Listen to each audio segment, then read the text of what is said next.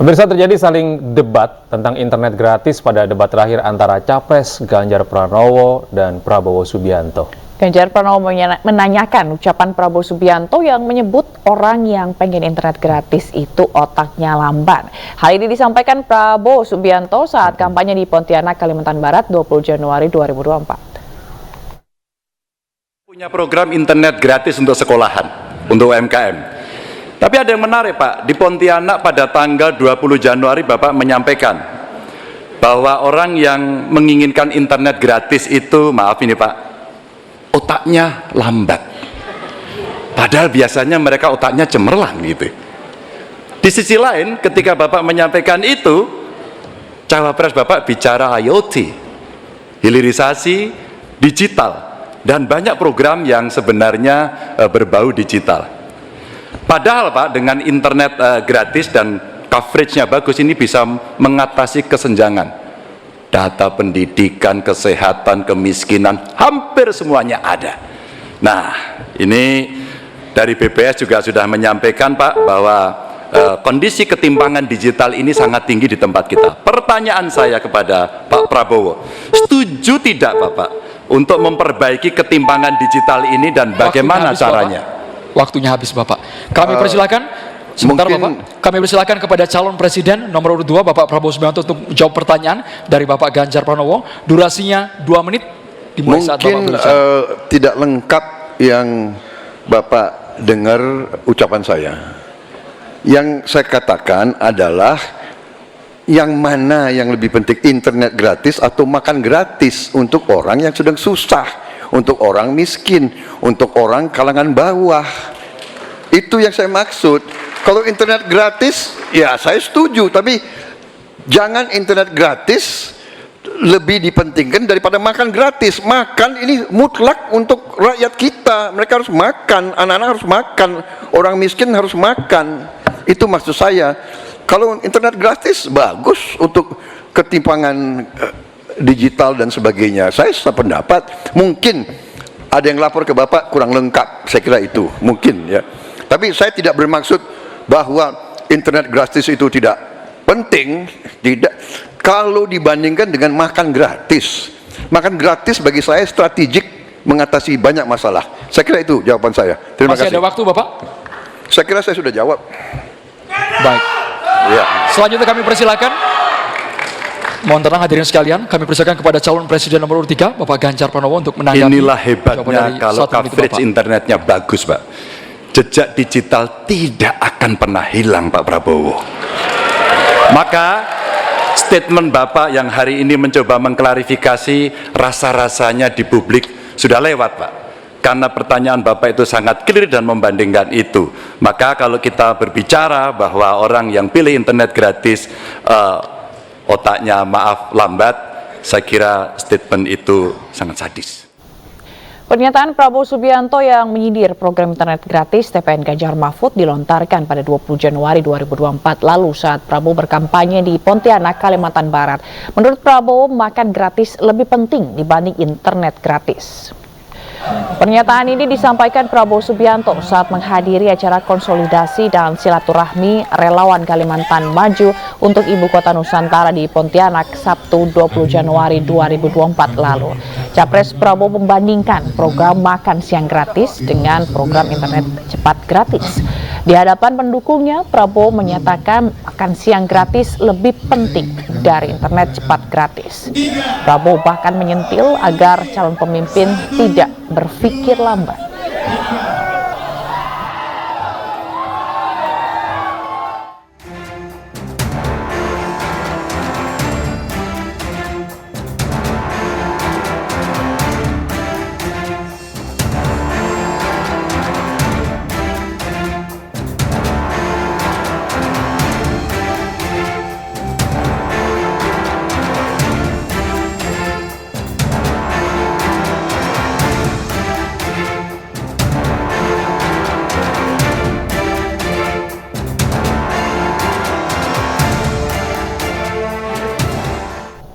Dalam debat pamungkas kemarin malam, pemirsa, Capres nomor urut 3 Ganjar Pranowo menyinggung soal pentas Butet Kartarejasa.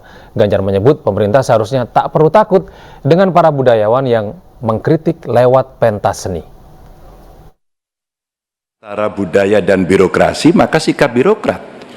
Birokrat itu cukup fasilitasi saja, dan para pelaku seni budayawan dialah yang mengerjakan. Maka budaya akan tumbuh dan pemerintah akan bisa melihat bagaimana proses kreatif itu berjalan. Apakah itu nyanyi, apakah itu filmmakers, apakah itu para pencipta, penulis buku, semuanya.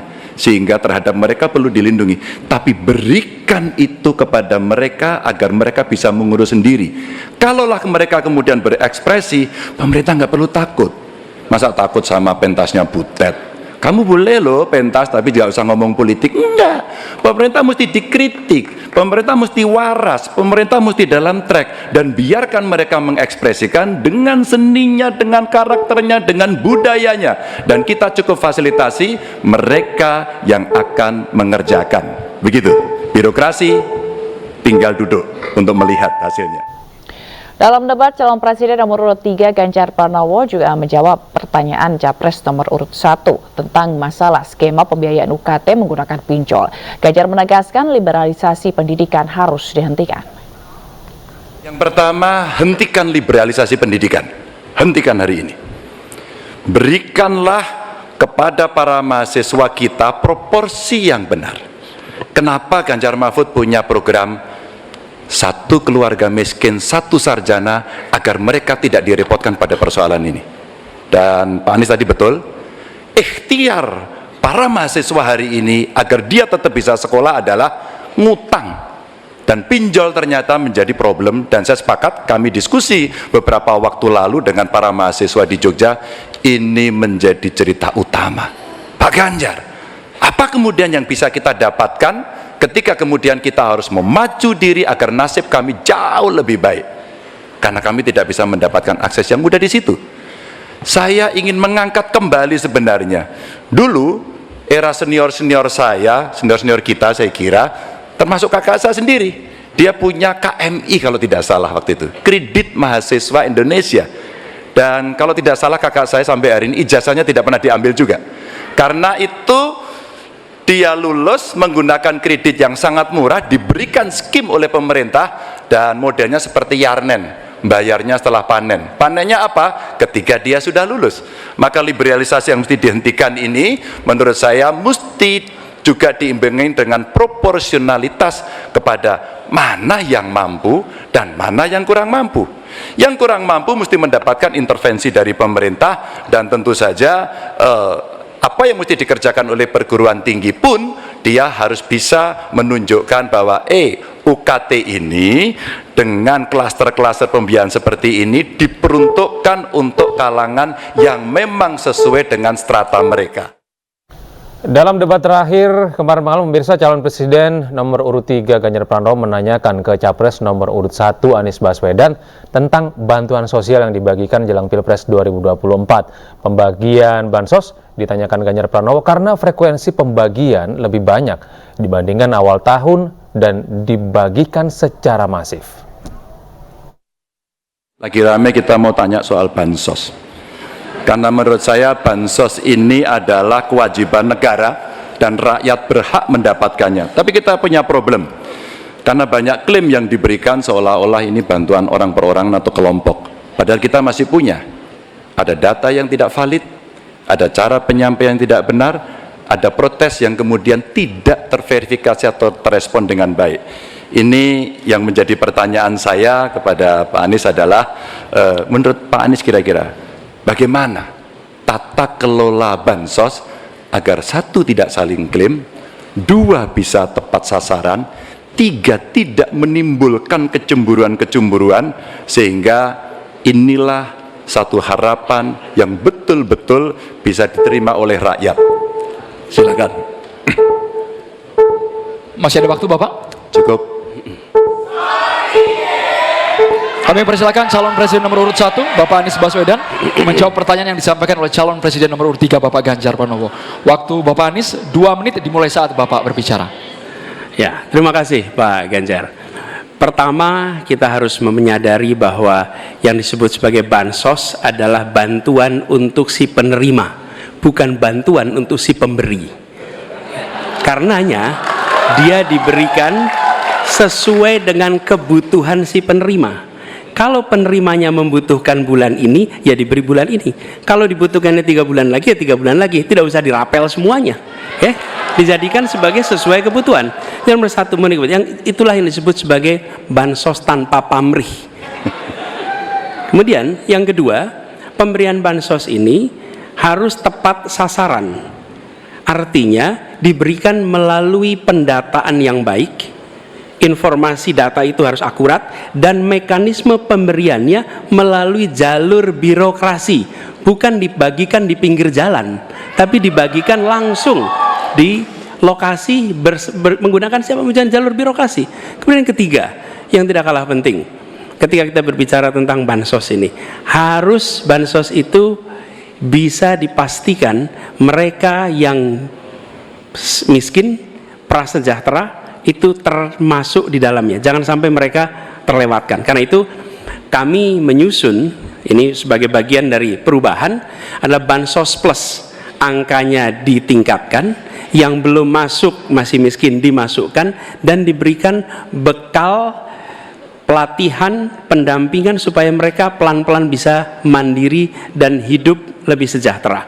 Jadi kami melihat ketika sampai kepada bansos, bansos ini adalah atas nama negara. Ketika saya bertugas di Jakarta, semua paket bansos di kerdusnya diberikan label dibiayai APBD DKI Jakarta, bukan dari gubernur, dari uang rakyat lewat APBD DKI Jakarta. Jelas posisinya. Pemirsa, Partai Perindo gencar mendekatkan diri di tengah masyarakat melalui program Senam Sehat. Selain untuk menyerap aspirasi melalui para calon anggota legislatifnya, Partai Perindo juga turut membantu perekonomian warga lewat bazar sembako murah.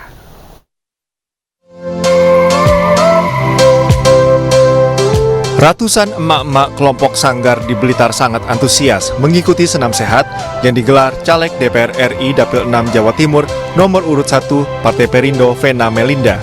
Sejumlah emak-emak yang mengikuti Senam Sehat ini memberikan dukungan terhadap Vena Melinda untuk kembali duduk di kursi parlemen menjalankan program-program untuk kesejahteraan rakyat.